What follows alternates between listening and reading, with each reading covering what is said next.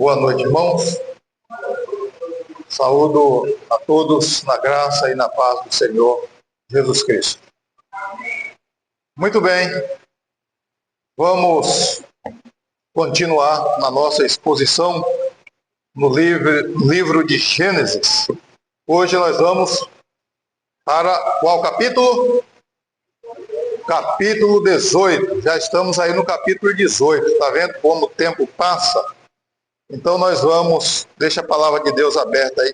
Não feche a sua Bíblia, deixa ela aberta para você acompanhar a exposição da palavra de Deus. Nós vamos orar antes de lermos a palavra. Oremos. Bendito Deus e eterno Pai, a tua palavra está aberta diante de nós e ela será lida, pregada, será exposta ao Deus. E a nossa súplica é que o Senhor nos ajude na compreensão dela, porque pela nossa própria força, pela nossa própria inteligência, não temos a capacidade, ó Deus, de compreender satisfatoriamente a tua palavra e aplicá-la em nosso coração. Por isso, nós precisamos da iluminação do teu Santo Espírito para que possamos compreendê-la corretamente. E nós humildemente nos colocamos diante do Senhor e te pedimos que o Senhor alimente o nosso coração nesta noite. E também, Pai, te suplicamos que em nome de Cristo Jesus, pela mediação dele, que o Senhor aceite o nosso culto, que o Senhor nos receba na tua presença como prova do teu amor, bondade e misericórdia para conosco. Nós oramos e assim agradecemos ao Senhor no nome de Jesus. Amém. Então vamos ler a palavra de Deus em Gênesis, capítulo 18. Diz assim a palavra do Senhor. Apareceu o Senhor a Abraão nos cavalhais de Manre, quando ele estava assentado à entrada da tenda, no maior calor do dia. Levantou ele os olhos, olhou, e eis 3 homens em pé em frente dele. Vendo-os, correu da porta da tenda ao seu encontro, prostrou-se em terra e disse: Senhor meu, se acho mercê em tua presença, rogo-te que não passes do teu servo. Traga-se um pouco de água, lavai os pés e repousai debaixo desta árvore. Trarei um bocado de pão, refazei as vossas forças, visto que chegastes até vosso servo. Depois seguireis avante. Responderam: faze como disseste. Apressou-se, pois, Abraão para a tenda de Sara e lhe disse: amassa depressa 3 medidas de flor de farinha e faze pão assado ao borralho. Abraão, por sua vez, correu ao gado, tomou um novilho tenro e bom e deu ao criado, que se apressou em prepará-lo. Tomou também coalhada e leite e o novilho que mandara preparar e pôs tudo diante deles. E permaneceu de pé junto a eles debaixo da árvore. E eles comeram. Então lhe perguntaram: Sara, tua mulher, onde está? Ele respondeu: está aí na tenda. Disse um deles: certamente voltarei a ti daqui a 1 ano, e Sara, tua mulher, dará à luz um filho. Sara o estava escutando à porta da tenda atrás dele. Abraão e Sara já eram velhos, avançados em dias, e a Sara já lhe havia cessado o costume das mulheres. Riu-se, pois, Sara no seu íntimo, dizendo consigo mesma: depois de velha, e velho também o meu marido, terei ainda prazer? Disse o Senhor a Abraão: por que se riu Sara, dizendo: será verdade que darei ainda à luz sendo velho? Acaso para o Senhor a coisa demasiadamente difícil? Daqui a um ano, neste mesmo tempo, voltarei a ti, e Sara terá um filho. Então Sara, receosa, o negou, dizendo: não me ri. Ele, porém, disse: não é assim, é certo que riste. Muito bem, irmãos, o que é que nós temos aqui? Depois de algum tempo de ter aparecido para o casal, Abraão e Sara, Deus novamente torna a aparecer para o casal. E essa visita, ela se estende até o capítulo 19. Então, o capítulo 18 e 19, eles vão tratar aí da visita do Senhor e mais 2 anjos a Abraão. Então, essa visita, ela tem um propósito duplo. Primeiro propósito é colocar um fim na espera de Sara e Abraão pelo filho prometido. Deus chegou agora e ele vai marcar a data finalmente. Ele vai dizer: daqui a um ano vocês vão gerar um filho, daqui a um ano. Então tem esse propósito de reafirmar aquela promessa feita tempos atrás. E o segundo propósito, nós não vamos ver hoje, vamos ver a semana, no mês que vem só, a não ser que o pregador da semana que vem pregue aí na sequência, tá certo? Mas se ele não pregar, nós vamos pregar no primeiro domingo de dezembro, tá certo, irmãos? E o segundo propósito é exatamente anunciar, e Deus vai fazer uma investigação sobre o clamor que havia subido da cidade de Sodoma e Gomorra.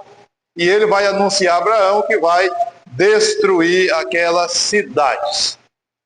Então nós vamos falar do primeiro propósito, que é a visita do Senhor e seus 2 anjos, marca o fim de uma longa espera. Afinal, agora vai se cumprir depois de quase, vamos dizer aí, esperando aí quase seus 30 anos de espera. Agora a promessa vai se cumprir. Mas vamos falar aí dessa visita do Senhor e os seus 2 anjos para o casal Abraão e Sara. Primeira coisa para a gente observar é a chegada do Senhor. Como é que o Senhor chega para Abraão? Ele chega sem nenhum aviso. Ele não diz assim: Abraão, tal dia, tal hora, eu vou te visitar. Vou fazer uma visita para você. Não foi assim. Veja o que o verso 1 diz. Apareceu o Senhor a Abraão nos cavalhais de Manre, quando ele estava sentado à entrada da tenda, no maior calor do dia. Então, o escritor bíblico, Moisés, ele vai mostrar o local desse encontro, nos cavalhais de Manre, que foi, a gente já viu lá no passado, né, alguns textos atrás, que Abraão, ele fez aliança com Manre, Ané e Escol, 3 irmãos que moravam nessa região, e eles concederam a Abraão, certamente, um local para ele ficar ali. Havia um carvalhal muito grande ali, e ele ficou ali naquele local. Então é nesse local que Deus aparece com os seus 2 anjos. Qual foi a hora que Deus apareceu? Apareceu, o texto diz aqui, naquela hora de maior calor do dia. Abraão estava sentado à porta da tenda e havia um calor muito forte. Provavelmente deveria, aquela hora do meio-dia, por ali, uma hora, a hora que parece que o sol está no meio do céu e aquele calor tremendo. E é a hora que os viajantes, eles procuravam um abrigo, exatamente por causa do calor, por causa da fome. Às vezes não tinham o que comer, eles procuravam algum abrigo, e Abraão já estava sentado à porta da tenda, talvez esperando isso, esperando alguém passar para que ele pudesse ajudar. E aí no verso 2, na primeira parte, diz que Abraão estava sentado, quando ele levantou os olhos, o que aconteceu? De repente está lá 3 homens em frente dele. Primeira parte do verso 2, levantou ele os olhos e olhou, e eis 3 homens em pé em frente dele. Não sabemos, o texto não diz de onde esses homens surgiram. Abraão não viu eles vindo andando de longe.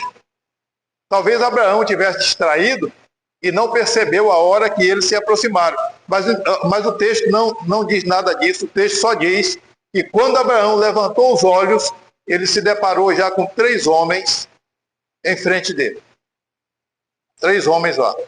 E até aqui, até então, depois nós vamos ver mais para frente, Abraão certamente ainda não sabe da identidade desses 3 homens. Ele não sabe da identidade. Então a primeira lição que fica para nós aqui, irmãos, primeira lição, depois nós vamos fazer algumas aplicações, mas eu queria que vocês já começassem a pensar nisso. Deus, ele não disse para Abraão quando ele viria visitá-lo. Ele veio sem Abraão esperar. E assim também será conosco na segunda vinda do nosso Salvador. Ele não vai avisar quando ele voltará. Ele não vai marcar dia e hora, senão já tinha marcado e estava aqui na Bíblia. Alguém já marcou dia e hora, disse que Deus revelou, mas Cristo não voltou. E a pergunta é, quando ele voltar, inesperadamente, será num abrir e piscar de olhos. A Bíblia diz, ao soar da trombeta, o Senhor aparecerá nas nuvens. E a pergunta é, você estará preparado ou preparada para recebê-lo? Ele virá sem avisar. A palavra de Deus diz isso. Esse dia será como aquele dia em que o ladrão vem. Ele não avisa o dia nem a hora que vem, mas ele vem. Mas esses 3 homens chegaram. Essa é a primeira coisa. Eles vieram sem avisar. E Abraão parece que estava atento. Abraão viu quando eles chegaram. Segunda coisa, a gente, para observar, é que nessa visita é a hospitalidade oferecida por Abraão. Como Abraão os trata. Então vamos pensar na hospitalidade aqui de Abraão.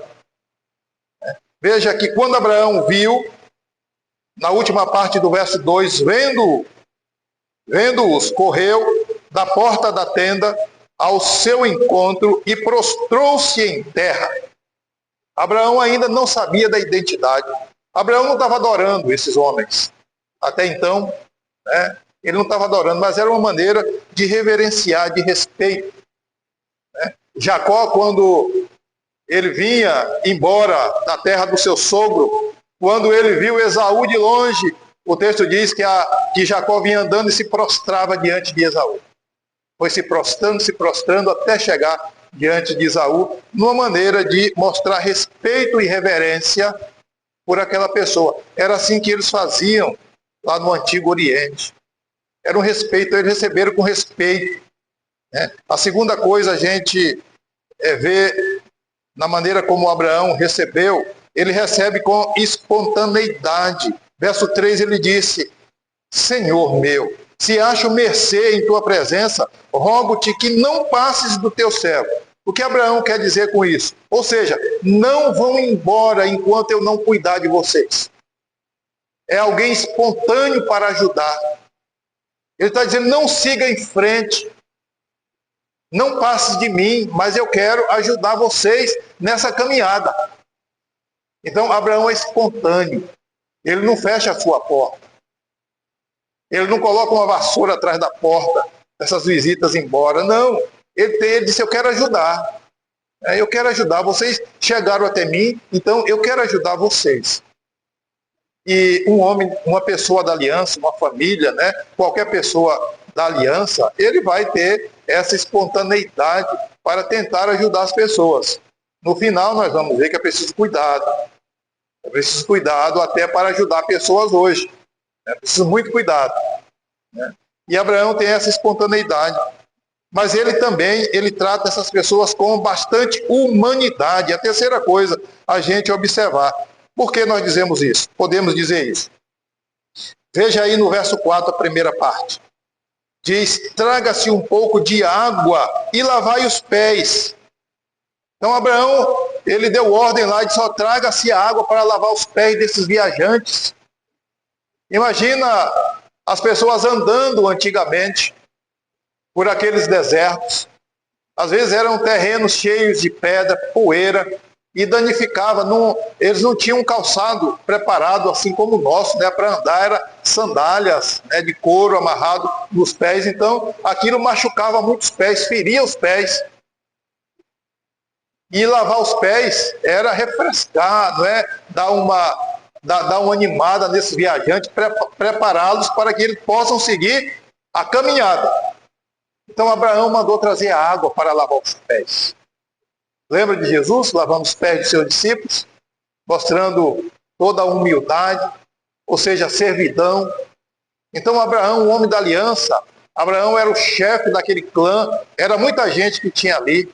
E Abraão diz, vamos lavar os pés desses viajantes. Então ele mostra essa humanidade. Ainda dentro dessa humanidade, a segunda coisa que nós observamos aqui é que ele oferece descanso. A última parte do verso 4, ele disse, e repousai, lavem os pés, e repousai debaixo desta árvore. Ou seja, um lugar sombrio, onde vocês podem aí, né, se reguardar do calor do sol. Talvez se tivesse uma rede, ele oferecer a rede ali, não, deita aí nessa rede aí para descansar. Né? E aí ele vai oferecer tudo isso aí. Mas a terceira coisa, a última coisa, é que Abraão, ele vai oferecer uma refeição farta para esses homens. Abraão não é muquinha não, mão de vaca, né? Ele vai oferecer uma refeição daquelas, né? Como nós podemos dizer. Veja aí, o que ele vai oferecer? Pão. O verso 5 diz, trarei um bocado de pão, refazei as vossas forças, visto que chegastes até o vosso servo. Ou seja, vocês chegaram até mim, então eu sou responsável por vocês agora, eu vou cuidar de vocês. Depois seguireis avante, né? Refazei as vossas forças, visto que chegaste a mim, e depois vocês vão seguir avante. E responderam ele, faze como disseste. E aí Abraão vai lá, fala para Sara, apressou-se, pois, Abraão, no verso 6, para a tenda de Sara, ele diz, amassa depressa 3 medidas de flor de farinha e faz pão assado ao borralho. Era pão assado na brasa. E aqui não era qualquer coisa, não. O texto aponta para talvez a melhor farinha que Sara tinha guardada. 3 medidas, era muita coisa, era muito pão. Era mais ou menos aqui uns 20 litros de farinha para fazer pão para aqueles 3 homens. Era uma coisa grandiosa que Abraão estava oferecendo para aqueles 3 homens. Então, era o melhor pão. E aqui, como o negócio era às pressas, não dava tempo nem de colocar fermento. Era um pão levedado, chamado naquele tempo. Trazer pão. Segunda coisa, Abraão também oferece o melhor novilho que ele tem. Verso 7. Abraão, por sua vez, correu ao gado, tomou o novilho tenro e bom, e deu ao criado que se apressasse em prepará-lo. Então Abraão vai lá no pasto e pega o seu melhor novilho, tenro, aquilo que se oferecia somente para Deus. Então ele pega o melhor e ele oferece para aqueles viajantes. Oferece para eles. E aí o que acontece depois? Abraão, ele fica aí no verso, ainda no verso 8, né? Ele traz também coalhada e leite. coalhada e leite para que eles pudessem refazer as suas forças, e coloca diante daqueles homens. E o que acontece, irmãos? Abraão não sai dali. Ele fica numa atitude de servidão, em pé. Caso aqueles homens precisassem de mais alguma coisa, Abraão estava disposto para ajudar. Ele permaneceu de pé junto àqueles homens, né, debaixo daquela árvore. Abraão ficou ali. Caso eles precisassem mais alguma coisa, ele estaria disposto para ajudar. E o que acontece aqui? O texto diz que eles comeram, no final do verso 8, não é isso? Eles comeram. E aqui nós temos uma certa dificuldade. Jesus, quando aparece depois de ressurreto aos discípulos, eles com medo, não é isso? Com medo, pensando que fosse um fantasma, alguma coisa, e Jesus disse: tem algum pedaço de peixe aí ou de pão? Traga aqui para eu comer, para vocês perceberem que o meu corpo é, de fato, um corpo verdadeiro, né? Não é uma aparência. Então aqui o que nós temos aqui, parece que são corpos reais. Não é apenas uma aparência de seres humanos. Não é apenas uma, vamos dizer assim, uma aparência, uma forma temporária, né, que não tem, assim, um corpo, mas é, vamos dizer assim, um corpo que não é real. Mas aqui é um corpo de carne e osso que eles comeram. Comeram pão, comeram do bezerro, comeram da coalhada, eles comeram.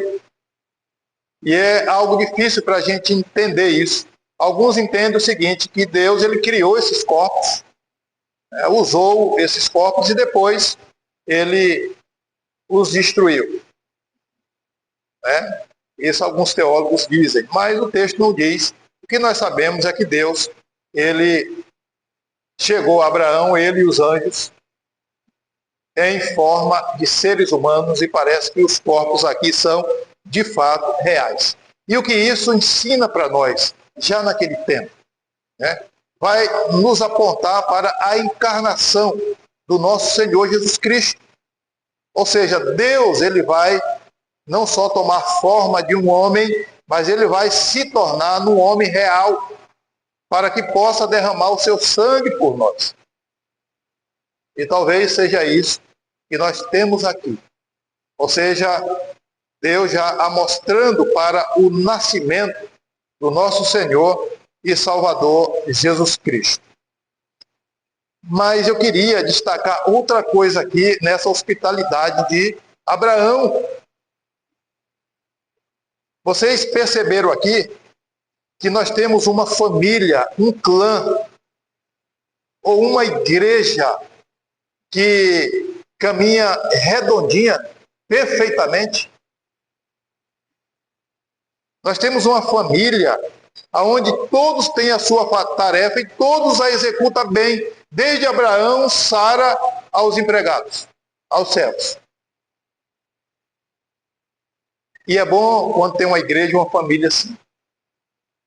Quando todos entendem a sua função, o seu dever. É como uma engrenagem trabalhando. Imagina uma engrenagem.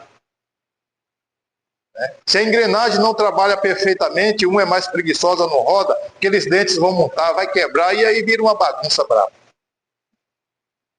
Então aqui nós aprendemos duas lições.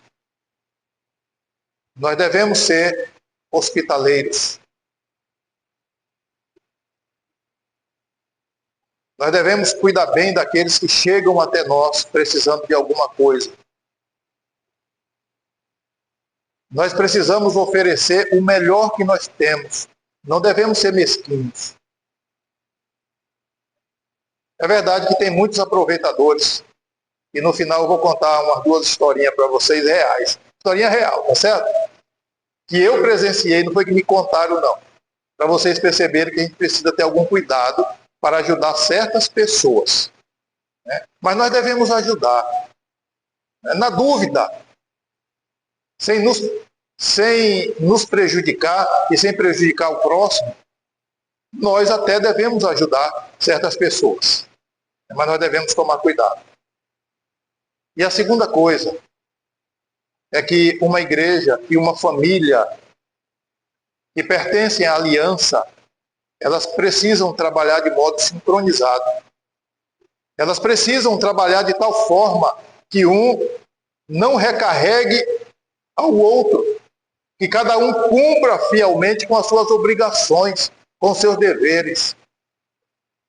Então, se isso acontece dentro de casa, a mulher faz as obrigações dela, o marido faz as obrigações, os filhos fazem também as suas obrigações. Não pesa para ninguém, não é isso? Agora, você já imaginou o filho que já pode, talvez, arrumar a sua cama, forrar a cama, arrumar o seu quarto, aí levanta, deixa aquela bagunça para a mãe fazer. Aí a mãe tem que sair. Às vezes a pia está cheia de louça, né? E aquela filha, o filho pode ajudar e não vai ajudar o pai, não vai ajudar a mãe. O pai talvez trabalha a semana inteira, tem um quintal para carpir ou para roçar, e talvez o filho fique em casa e, sabe? Então vai sobrecarregar um, enquanto outros, né, vão estar batendo asa, descansando no bem bom. Aqui funcionava o negócio tudo bonitinho. É assim?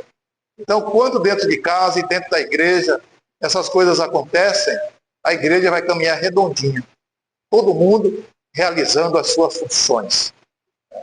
Mas vamos para o terceiro ponto aqui. Então, até aqui, irmãos, Abraão não sabe da identidade desses 3 visitantes. Por que nós podemos dizer isso? Nós já lemos o texto aqui,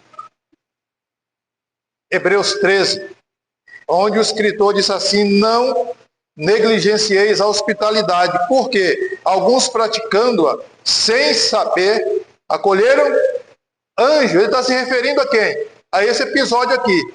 Então, o escritor de Hebreus vai interpretar isso aqui para nós e dizer que até aqui Abraão não sabia da identidade desses viajantes que ele acolheu. A partir do verso 9, aí sim, o Senhor vai se revelar para ele. De uma maneira, na conversa que o Senhor vai travar com Abraão e Sara agora, eles vão saber de quem se trata. Então vamos ver lá. O Senhor vai mostrar agora qual é o propósito da sua visita. Aí Abraão vai começar a entender quem é, com quem ele está falando e quem ele está hospedando. Então vamos ver o propósito da visita. Então no verso 9, Deus pergunta: Sara, tua mulher, onde está? Abraão respondeu: ela está aí na tenda. Por que Deus está perguntando isso? É uma pergunta retórica. Deus sabia onde Sara estava. Deus sabia. Abraão já havia dito para ele: Sara está na tenda. E Deus está perguntando: para quê? Porque Deus, o escritor vai mostrar aqui que Sara também estava ouvindo a conversa, que ela iria ouvir a conversa que eles iriam tratar agora. A segunda coisa, Deus vai anunciar a data do fim da espera. Ele vai anunciar o cumprimento da promessa. Veja o que diz o verso 10. Disse-lhe um deles. Aqui não sabemos quem está falando, se é o próprio Deus ou um anjo. Mas disse-lhes um deles: certamente voltarei a ti daqui a 1 ano, e Sara, tua mulher, dará à luz um filho. Sara o estava escutando à porta da tenda atrás dele. Sara estava escutando tudo.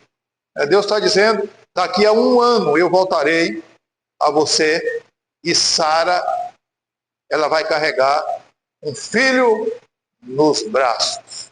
Já imaginou que promessa? Deus está dizendo: o fim da espera chegou. A promessa vai se cumprir e vocês terão um filho. Então Deus anuncia a data aqui. Agora, qual é a reação de Sara? A reação de Sara está no verso 11. No verso 11 não, né? O verso 11,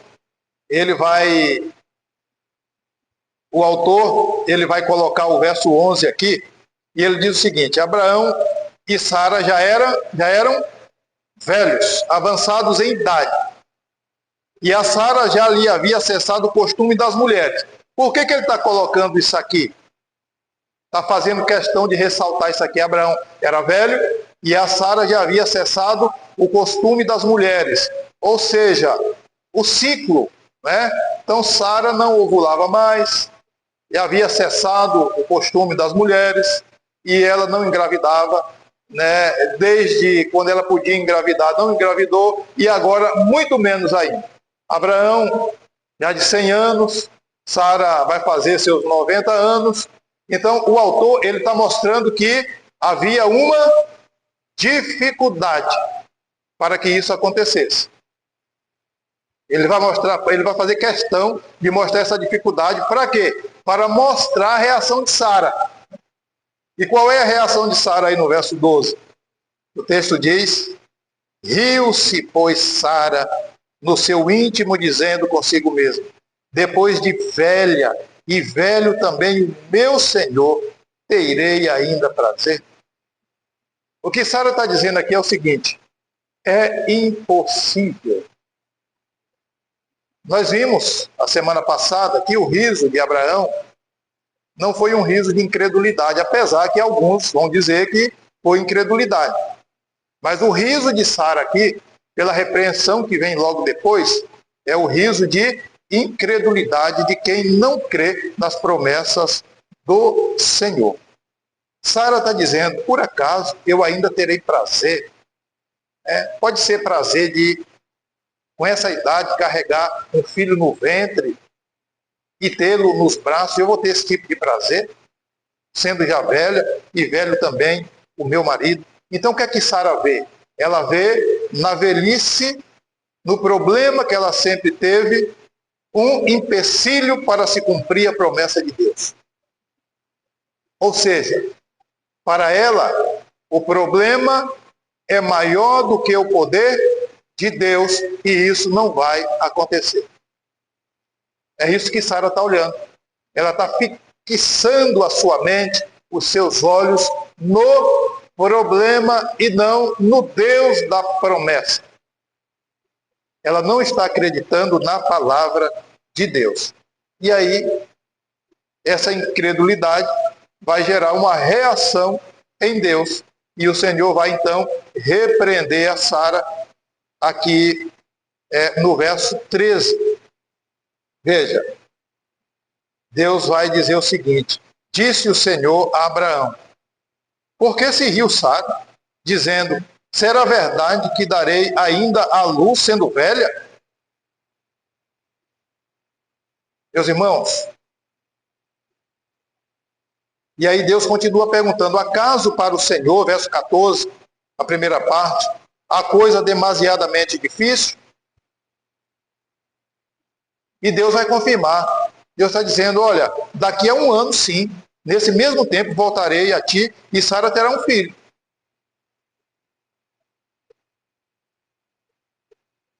O que é que está acontecendo aqui? O riso de Sara não é aquela gargalhada para a tenda inteira ouvir, não. Como é que Sara riu? Ela riu no seu íntimo. Simplesmente ela pensou ou balbuciou, como se estivesse dizendo: esse homem que está falando aí não sabe de nada.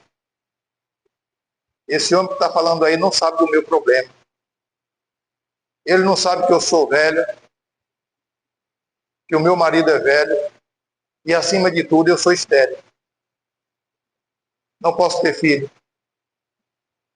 Esse é o pensamento de Sara. Ela está rindo no seu íntimo. Mas o problema é que ela está diante de um Deus que é onisciente.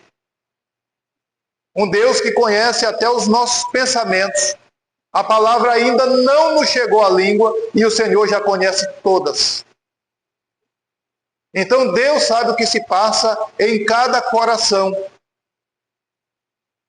Para nós pecarmos, nós não precisamos falar nada, não precisamos fazer nenhum ato, basta apenas pensar.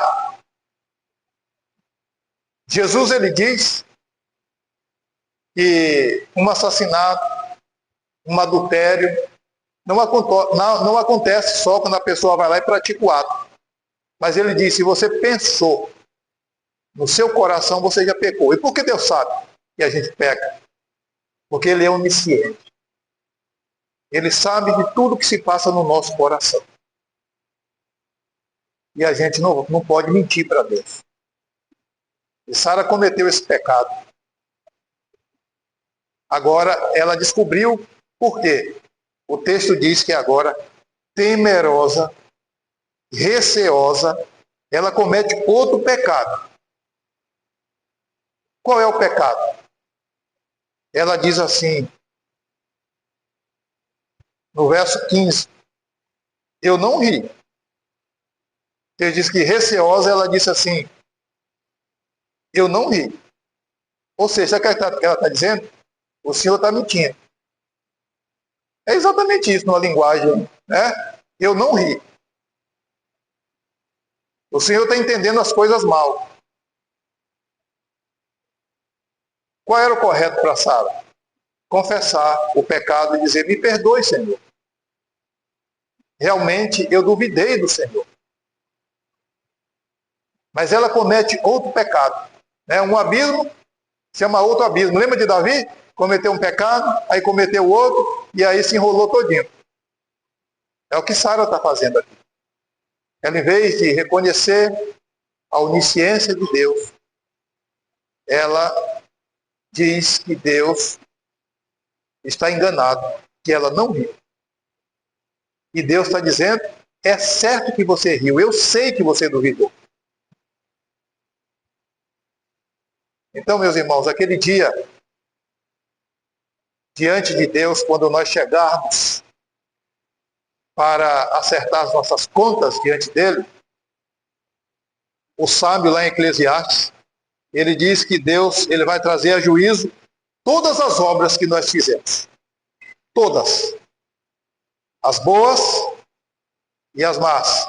E ele diz, quer aquelas que nós revelamos e até aquela que nós levamos para o túmulo sem ninguém saber. Ele vai contar uma por uma, porque nós estamos diante de um Deus onisciente.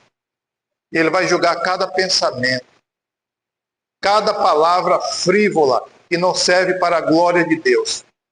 Cada ato nosso, ele não esquece de nenhum. E Deus diz para ela, acaso, para o Senhor, a coisa demasiadamente difícil? Ou seja, você acha que é impossível você ter um filho? É como se Deus estivesse dizendo, de onde é que você veio? De onde que a raça humana veio? Aquele boneco que eu fiz poderia gerar algum outro ser humano? Deus não disse isso, mas eu estou dizendo aqui como parafraseando. Tá certo? É como se Deus estivesse dizendo assim, daquele boneco de barro que eu fiz, o que poderia sair dali? Não saiu uma raça humana? E por que eu não posso gerar um filho de uma velha que teve um ventre, né, infértil durante toda a sua vida? Será que eu não posso fazer isso?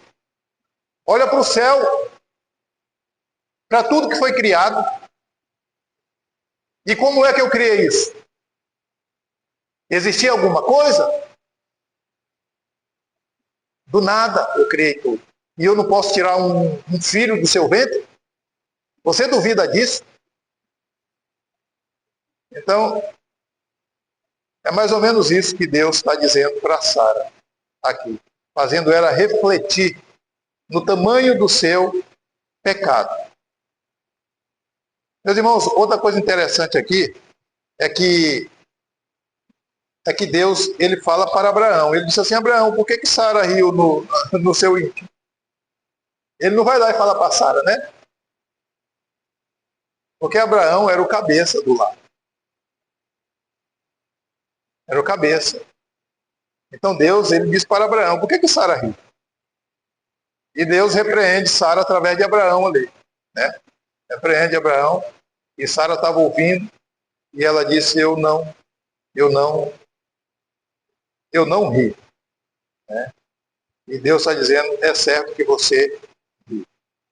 Meus irmãos, e aqui nós aprendemos outra lição importante para a nossa vida. Como nós já falamos, Deus ele não marcou data para Abraão, mas ele veio. Ele veio e renovou a promessa e disse, olha, daqui 1 ano eu cumprirei com a minha promessa.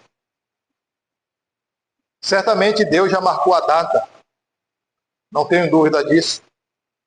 Jesus falou que só o Pai sabe, está reservada com ele, mas ele vai voltar um dia. Ele virá novamente. E a pergunta é, quando esse Deus onisciente voltar, o que você tem guardado no seu coração? Porque ele sabe. Nós não vamos poder mentir diante dele. Não vamos poder. Ele vai trazer todas as nossas obras. É como se ele estivesse pegando um televisor em cores, ou colocando assim no telão, e dizendo, você fez isso, tal dia, tal hora. Você vai lembrar de tudo que você fez. Não tem como você negar diante de Deus. Não tem. Não vamos duvidar da promessa de Deus. Ele é poderoso para fazer muito mais do que aquilo que nós podemos imaginar. Agora, veja a misericórdia de Deus e a bondade dele. Quantas vezes Deus apareceu a Abraão e a Sara prometendo e renovando a promessa, né? É algo que nós necessitamos. Então, quando nós olhamos a palavra de Deus, ele está ali falando conosco, renovando ali as suas promessas todos os dias na nossa vida. Então, leia a palavra de Deus e você vai encontrar as promessas de Deus ali. Mas, quantos pecados Abraão e Sara cometeram por duvidar de Deus? Abraão mentiu 2 vezes. Sara foi levada para o harém, lá no Egito. Não foi isso? Sara pegou a sua serva, duvidando de Deus, e entregou a Abraão para gerar a descendência dela. Depois houve uma briga brava. Agora Sara ri, duvidando de Deus. Depois ela diz que Deus não está certo em dizer que ela riu. E Deus continua mantendo em pé a sua promessa, apesar do casal pecador. Não é isso que nós vemos aqui? E aqui nós aprendemos outra lição importante. Apesar de nós, Deus vai nos levar para o céu. Apesar de nós, Ele vai nos levar para o céu. Porque nós somos assim igual Sara. Nós duvidamos de Deus. Dizemos que Deus está errado. Ficamos questionando a Deus por que de algumas coisas. Não é assim que acontece conosco? E Deus, com toda paciência, Ele está nos instruindo na sua palavra. Mas, encerrando, o que Moisés quer ensinar para o povo de Israel que está prestes a entrar na terra prometida. Então veja, ele aparece a Sara, mais Abraão ali, Abraão e Sara, e ele diz, daqui a 1 ano, vocês vão carregar um filho de vocês. 1 ano. Agora pense na situação de Israel prestes a entrar na terra prometida. Eram 7 nações, bem mais poderosas do que eles, preparadas para a guerra. 7 nações. Além disso, eles teriam que atravessar um rio chamado Jordão, sem nenhuma canoa. E isso se tornaria em algo quase impossível para eles. Então, o que é que Moisés está dizendo para eles? Confiem em Deus, porque para Deus não há coisa impossível. Se ele prometeu a terra, ele vai dar a terra para vocês. Ele não prometeu um filho para Sara? Pergunta, ele não deu esse filho a Sara? Então a promessa da terra ele vai dar para vocês também. Então não temam. Santifique apenas o coração de vocês. E para nós, o que esse texto nos ensina? Esse texto nos ensina a primeira coisa, é que Deus cumpriu com a sua promessa de se encarnar e vir ao mundo e habitar entre nós e habitar em nós. E Deus habita em nós através do seu Santo Espírito, através da morte, através da encarnação, sofrimento e morte do nosso Senhor Jesus Cristo. Deus se encarnou e armou a sua tenda entre nós. E através de Cristo Jesus, através da mediação dele, nós temos livre acesso a Deus. Mas esse Deus encarnado um dia voltará novamente. Ele voltará não mais para morrer por ninguém, não mais para oferecer salvação a ninguém, mas ele vem resgatar aqueles que aceitaram a salvação que ele está oferecendo agora. Ele vem buscar a sua igreja. E mais uma vez a pergunta é: como você tem se preparado para esse grande dia? Você tem se preparado para receber o nosso Senhor e Salvador? Abraão ofereceu uma ceia, mas é o nosso Senhor que está preparando uma ceia para nós na glória eterna. Ele está preparando e nós vamos cear com Ele. Deus já nos deu o melhor que Ele tinha. Ele nos deu o melhor, que é o Cordeiro, Cristo Jesus, o seu Filho, para morrer por nós. E nós vamos cear com o nosso Senhor. Agora a pergunta é: você está preparado ou preparada para esse dia? Lembre-se, Jesus pode voltar para você a qualquer momento. No dia que nós fecharmos os olhos, Jesus já voltou. Segunda coisa, a importância da hospitalidade. O escritor aos Hebreus, nós já lemos lá. Sejamos hospitaleiros, porque alguns, sem saber, hospedaram anjos. Isso aconteceu com Abraão, aconteceu com Ló também. No capítulo 19 nós vamos ver isso. Aconteceu com Ló. Ló hospedou aqueles homens, aqueles anjos também. Agora, como eu falei para vocês, é preciso cuidado. Eu vou contar uma, tem muita história, mas eu vou contar uma só. Uma só. Isso aconteceu nos anos 80, lá no interior da Bahia, na roça. Eu cresci numa roça, numa fazenda de cacau, e apareceu um cara lá uma vez com a cabeça rachada. Cabeça rachada, um corte, grande na cabeça. E minha mãe é uma pessoa muito simples, hospitaleira. E minha mãe acolheu aquele homem, ele disse que havia sido assaltado e os ladrões bateram nele, quebrou a cabeça. E minha mãe o acolheu, curou daquele corte que ele tinha na cabeça e deu comida para ele, tomou banho. E a minha mãe gostava de costurar. E o irmão da Neide, que era casado com a minha irmã, ele levou umas roupas para minha mãe apertar para ele.